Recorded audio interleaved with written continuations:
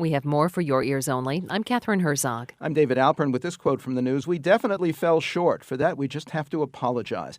That was Boy Scouts of America President Wayne Perry after the court-ordered release of documents indicating that 20 years of suspected or known sexual abuse of children went hidden from authorities and the public.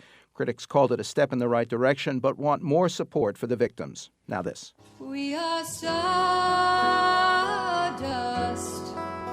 We are golden, and we've got to get ourselves back to the garden.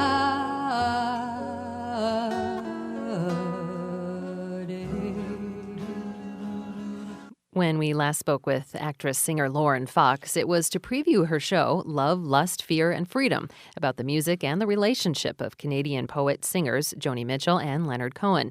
Now she's back at Manhattan's Metropolitan Room with a sequel, Canyon Folkies, Over the Hills and Under the Covers, about how Mitchell and her music mixed with a whole new crew in Laurel Canyon above LA's Sunset Strip, seat of the 60s and 70s folk rock revolution. The scene included Jackson Browne, Neil Young, the Byrds, the Eagles, the Mamas and the Papas, Crosby, Stills and Nash, whose songs Fox not only sings but inhabits as she recounts their personal and musical connections and progressions.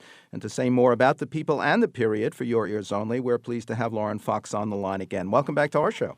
Thank you. Thank you for having me. When and with what performers did the Laurel Canyon scene really get underway? Well, Jackie DeShannon was actually one of the first singer-songwriters to arrive in Laurel Canyon in 1966. There were people there already. I mean, David Crosby and the Byrds had formed in 64, but Jackie DeShannon kind of set the tone for the singer-songwriter movement that went on there. And then Joni Mitchell arrived, I believe, in 69. Graham Nash arrived in 69 as well and ended up in a very synchronicitous way meeting up with David Crosby and Stephen Stills, and of course magic ensued and they formed Crosby, Stills and Nash. But it was between 64 and 69 was when the boom really happened. Well, the words Under the Covers in your show's title suggest the Canyon became a sort of high-rent version of the free love communes we associate with that hippie era in America, albeit with larger income streams from all the recordings and worldwide concert tours. But talk about some of the relationships and romances we might not have known of at the time.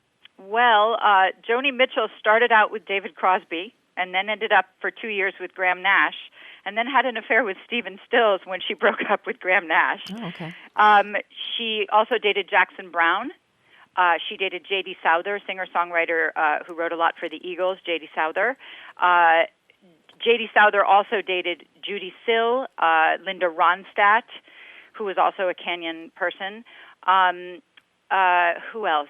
They were, the Under the Covers is a kind of play on not only the relationships that were going on, but also the fact that they shared so much music and covered each other's music so often. Well, talk about that. Did they actually share ideas? Did they inspire each other in different directions as they all kept their distinctive sounds? Did proximity have an effect on the overall musical product of that period? Absolutely, absolutely. I think more so than any other time in music history, they were very generous with their music, and they were sharing it. They were covering each other. Joni Mitchell wrote Woodstock. Crosby, Stills, Nash and Young recorded it and had a huge hit. And then it wasn't until a couple of years later that she came out with it on an album. So there was a lot of that going on.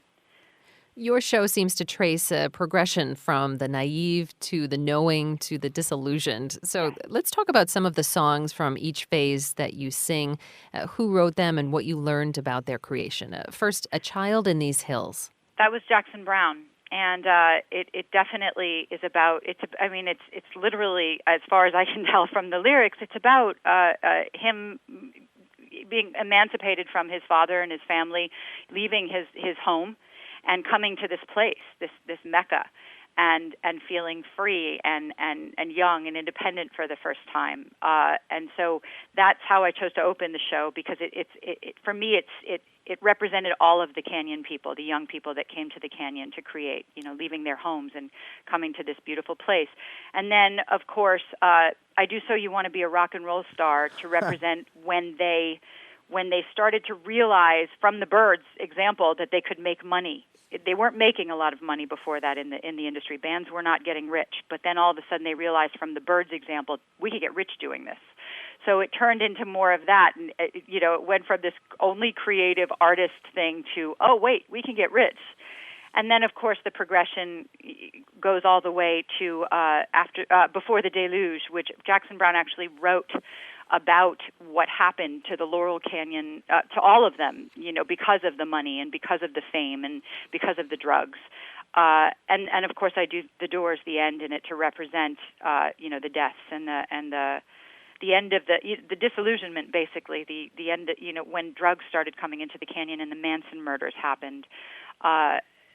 Everybody, it wasn't paradise anymore.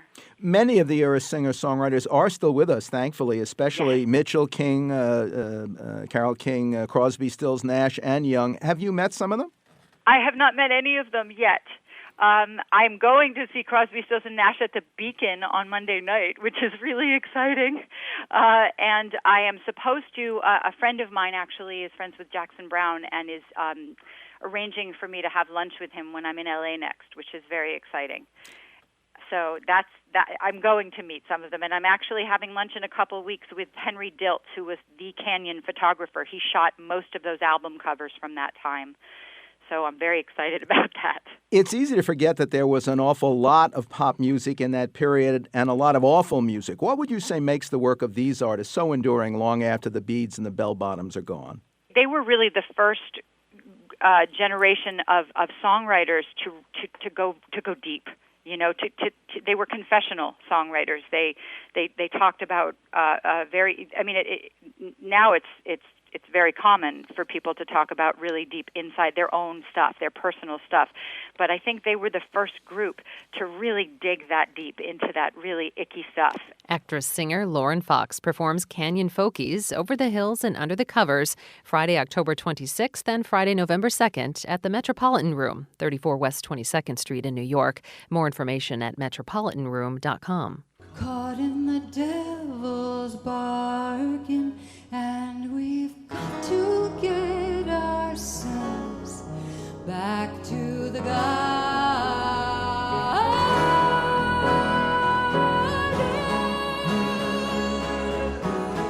Next, what's hot and not on screen for your ears only.